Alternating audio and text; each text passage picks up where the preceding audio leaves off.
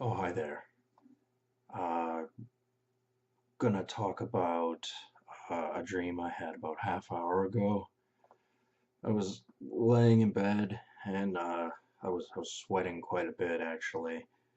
Um, because it's been a creeping thought for the last you know few weeks, few months. Um, as an alternate fact, mermaids exist. Anyway, that's mostly what my dream was about. Um, yeah, usual typical kind of stuff, pirates on boats, um, mermaids grabbing them, pulling them into the deep. I had watched a few, quick little stories basically on YouTube. Wouldn't even really call them documentaries. I looked up that mockumentary made in 2013, saw a few clips of that. It's kind of interesting. But actually, what had been getting me with discussion of mermaids was few months ago. I didn't especially go looking for them. I didn't think too much of them. Like I knew there was always this, folklore about them, and they've been around in storytelling for, 1,000 years, probably longer, and by various different peoples throughout the world who had no contact with each other and they tell us of a similar story. Uh, Personally, I don't think that there is a humanoid with fish lower half. I don't think that actually exists. But do I believe in, fish or aquatic life that may have more human characteristics? And in a different sense, like similar components to these particular fish that make them appear to be more human, because obviously it would be a different species. Um, Typically, I think back of that character in Hellboy, um, where they don't have a human face, but it's like it's very, reptilian or fish-like in appearance, and for arms, that's a distinct possibility because of how little we know of the ocean. Um, these wouldn't be exactly creatures that come up to the surface very often, or more probably never. I mean, there's so much about the deep ocean that we don't know about, and like it's probably got a lot of things down there. Offhand, they're probably very ugly things. I know the tsunami that happened a few years back in Indonesia or Malaysia or wherever it was. All sorts of sea creatures that were newly discovered showed up on the shore, and they were all ugly. That's what they all had in common. So, this romanticism and mysticism of, beautiful mermaids with long, beautiful hair and, very, very slim bodies with big breasts and very pretty looking. I don't think those exist. Um, but as an alternate fact, um, you know, uh, there are mad scientists out there that operate on a completely insane um, set of ideological beliefs, and there isn't anything they will not do.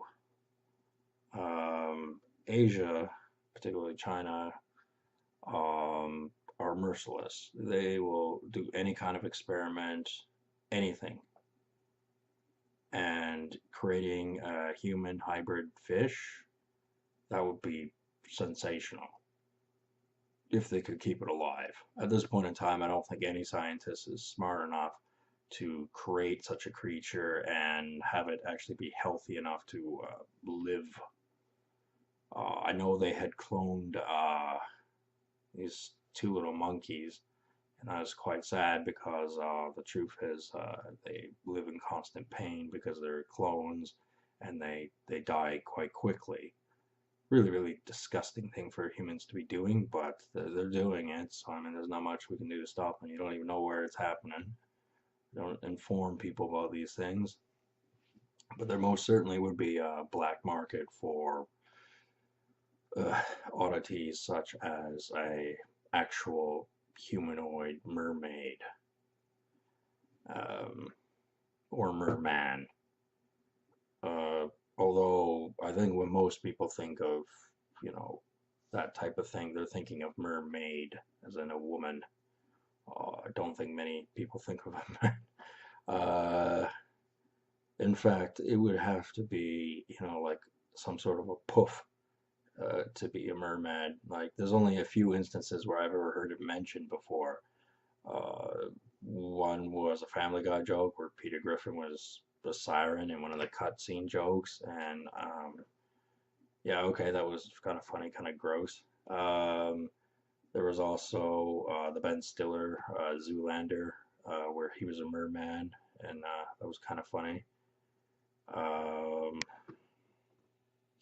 and also, I suppose the father of Ariel in The Little Mermaid. I guess he would be the best representation of an actual male who's a male, and not some sort of gay fish like Kanye West in South Park. Anyway, I mean, so I think that there definitely are scientists that are trying to construct such things. And I watched a few documentaries, and there used to be freak shows. Yeah, that's what they call them, freak shows, uh, where they actually sewed parts of monkeys onto fish bodies and things like that. Kind of gross, but people paid to see that sort of stuff. So it was no more than a taxidermy type thing, but um, the idea of them having, a real thing, um, that would be, worth a lot of money. Um, so there's, definitely a few people trying to figure that out, and go, well, wouldn't this be a grievous waste of um, government resources? And in my opinion, yes, but will they do it? Yes, they will. And they're actually getting better and better at not just cloning, but creating, and they're learning a lot, and they're learning faster than they were before. Not just the Chinese, not just the Americans, or whomever else, probably the Japanese too, or the Australians, or the Russians, or whoever, um, because you know, um, well, various factors. Um, there's, you know, at this point, there isn't anything they won't do. And that is an advantage if you're trying to learn something really quick, or, you're trying to do something. But, it's also, uh, as I was saying, with like the cloned little monkeys, it's a very, very cruel thing to be doing. Um, so there's that aspect of it that I believe, as an alternate fact, mermaids of some sort exist. Those are the two things that I was mentioning. The fact that there might actually be a fish-type creature in the deep sea that has some human appearing characteristics, but obviously is a separate species and completely different. It is possible, not very likely. And then the second one is that they're actually trying to create one, or create them in some laboratory somewhere where they have unlimited financial resources, and the best intellectual minds on the particular subject are working on it. and they have no bounds when it comes to human decency or anything like that. And then the third one, of course, which I was just about to talk about, which is virtual mermaids, digital monsters, per se. Um, there, there are a lot of creeps on the internet. Okay, man, like you ought to know, and uh, it's you know, there's a lot of creepy things. Like I've made a lot of videos, and I just didn't give a damn. I didn't give a damn who saw any of them. I didn't give a damn what they thought, and you know, that's just the way I went about doing things. But you gotta think from more of a metaphorical perspective if you're really trying to learn about something. And I heard some of the scary songs about mermaids. I did see the clips from one of the Pirates of the Caribbean movies. I didn't actually watch that one. I think it was on Stranger Tides that that happened in a particular scene. I stopped watching them after the third one because the third one was really stupid, and like I watched it a long time ago, so like I don't remember that much about Pirates of the Caribbean. I mean, I obviously like Johnny Depp and Jack Sparrow as the character, and I remember the first one quite well, but the music was just terrible. I would like to put it on the internet and just change the music to a little bit something a little less annoying sounding. Anyway, um, yeah, there's actually a lot of songs um, that are sung by females um, from a mermaid perspective about sailors drowning to their deaths and things like that. And I've heard a few of them, and I didn't even go looking for them. And this is a few months back, and like it creeped me out, like no doubt about it. Because you could look at the World Wide Web, which is what this video is and who I'm talking to. I ain't know who I'm talking to. As an ocean, and we're all in it. Uh, I am in my safe place, not by choice, but I am. Nobody comes up to me and criticizes me about my videos or anything like that, really. I mean, like, I think one guy criticized one of the videos I made since I put the flags up, and that was about it. And I'd rather I had somebody going, well, I don't like what you have to say about that, or that's factually wrong, or they have something to say. Don't like being put in a box and put on the back burner or forgotten about. That's kind of the opposite of why I made videos. I mean, obviously I don't want to be insulted all the time, but most of the people who insult people on the internet for no reason don't have lives of their own. So it doesn't matter what they say because it doesn't matter what they think. Anyway, uh,